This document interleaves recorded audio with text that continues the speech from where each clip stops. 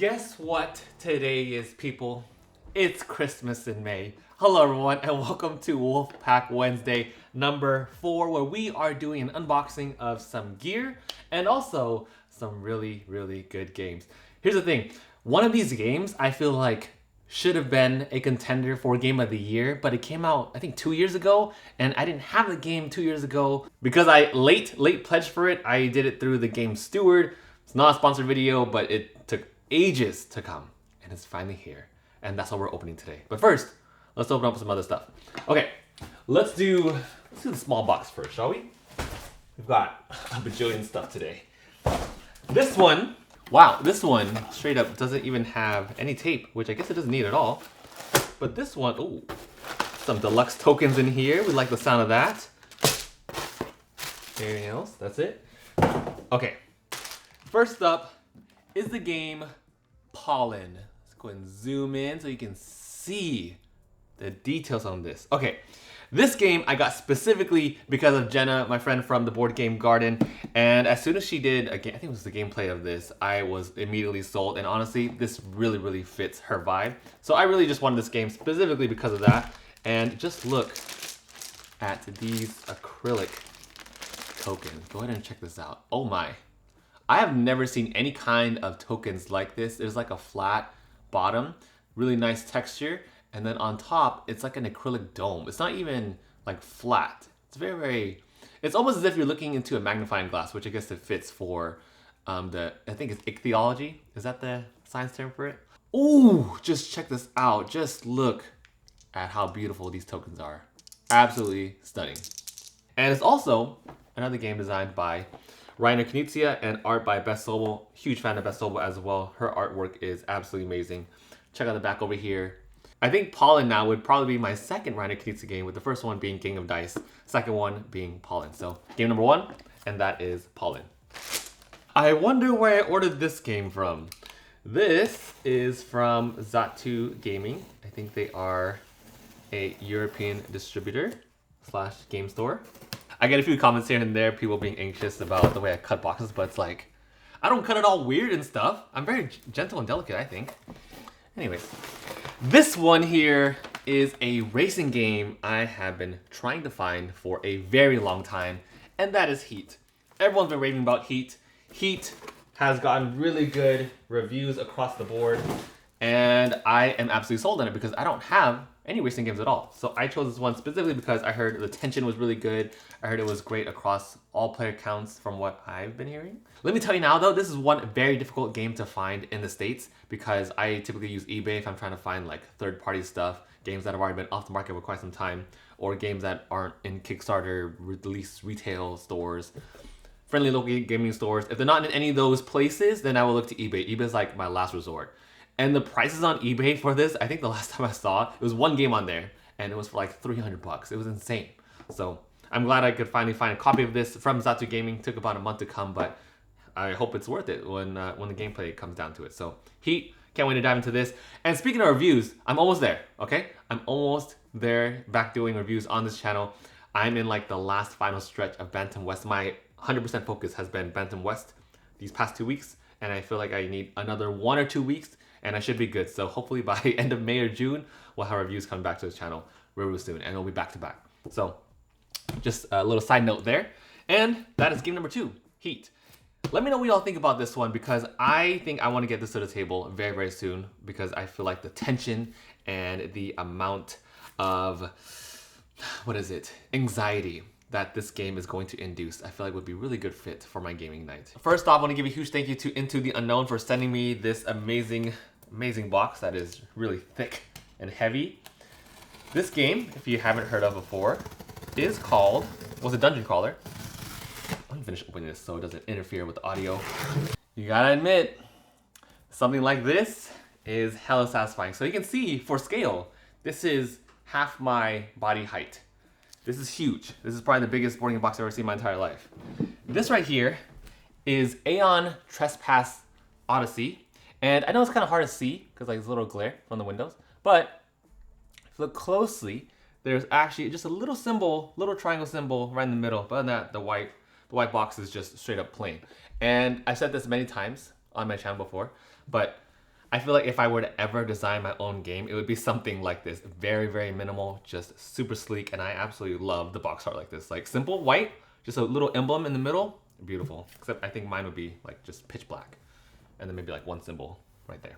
Let me know what y'all think about this dungeon crawler. I've already committed to so many other ones, so I have Oathsworn, and I still want to finish that.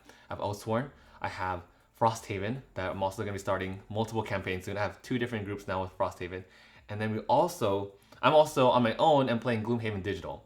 So I'm already committing to 3 heavy campaign games, and I want to finish those and not let them sit. But who knows, if there's enough interest on this, then I will definitely dive into at least the first chapter or 2 and let you all know what I think about this. But I want to know what you all think about this dungeon crawler, and if you're excited for the campaign coming up, or that would be a really fun video too. All 3 of them pitted against each other.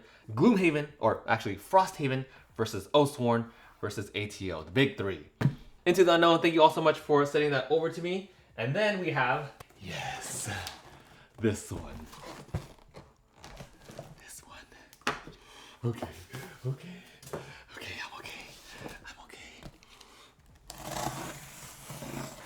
In this box is a game that I feel like I've been waiting the longest for. This right here, my friends, is... Okay. We got these stretch goals here. We also have the main box. Check that out. And we also have the black powder expansion. And the ancient beasts. Okay. Now I will say though, when I backed this Kickstarter, it was probably one of the most confusing things figuring out which package, because there was like a tiger pledge and a dragon pledge and things were all over the place. But I will say that the artwork looks absolutely amazing, and I mostly got this because Tom raved about this game on his review from the Dice Tower, and it just sounded extremely fun. I also loved the idea of how worker placement works in this game too, because I think you choose a section that you get to activate for that worker placement, which I haven't seen before either. And it's also Awakened Realms' first ever worker placement game, I think, because if I'm looking back on their past games, I don't think any of those games were specifically worker placement, and I love how they brought like the scale of their production to worker placement, and it just sounded really fun overall. So I actually want to open this first box real quick because I hope I got the Sun Dropped pledge. So yes, I went kind of bougie for this one, but you know, I love my Sun Dropped minis. I've also been getting a lot of questions too about miniature painting, because I haven't been talking about it. And you know, I would love to dive into miniature painting. Like, trust me, I want to, but I know that it's going to suck in all the time that I have, and that's not something that I can afford right now. But I will down the line, because trust me, I would be head over heels over miniature painting, and it would be insane, but it would be really fun to do. Yes, they are sun dropped. Oh my god, just look at these minis. Ooh, colored sun dropped minis. I just take a quick look at that. This is beautiful. And also hella satisfying. See, this right here I'm okay with because everything fits. I just wish things were labeled. That's something that I really want to be improved in all these inserts going forward. But these inserts make sense and they're premium quality, unlike CMON inserts, which always give me a freaking headache trying to figure out how to put everything back. I kid you not, I am so freaking excited about this game. I can't even deal. This is the one game I want to play right now. Right now, I want to play Great Wall immediately. Okay, and then I also have a couple of things for fun. If you don't already know, I am a photographer full-time too. So I do portrait shoots, weddings, and you know, all the people stuff on the side. And if you want to follow that channel, it will be linked down there. It's Tim Chuon Photography, both on Instagram and on YouTube. So I got some new gear because I will be experimenting with some stuff this weekend, some headshots. My first time doing headshots. One of my favorite photographers that I follow on YouTube is Manny Ortiz. Absolute huge fan. And I really wanted to experiment with one of his setups, which is like a 3 lighting setup. So I got another FJ400. This is a speed light. So this one will be attached to like a C-stand up top, and it's super, super nice. I already have one, but I got 2 more in order to really try out this idea that I have. And each of them always come in like this box right here. So opening this, we get some straps for the bag. We get the battery pack. I will need a charge tonight. And fun note too, I actually broke the first one I have, but somehow it's still working because this. So if you look here, let me show you this. Okay. So all these lights come with like a little latch, and then you can unlock it holding this. Twist right off. Gotta be super, super gentle. But yeah, my other one right here, the lamp, totally cracked because I didn't close this bag all the way and I left it zipped open, and then I pulled the handle, and as I pulled the handle, this thing just like dropped out. So yeah, that hurt my soul a little bit. But this is a brand new one that I will hopefully take much more delicate care of. And the one I have too, I also broke this handle somehow.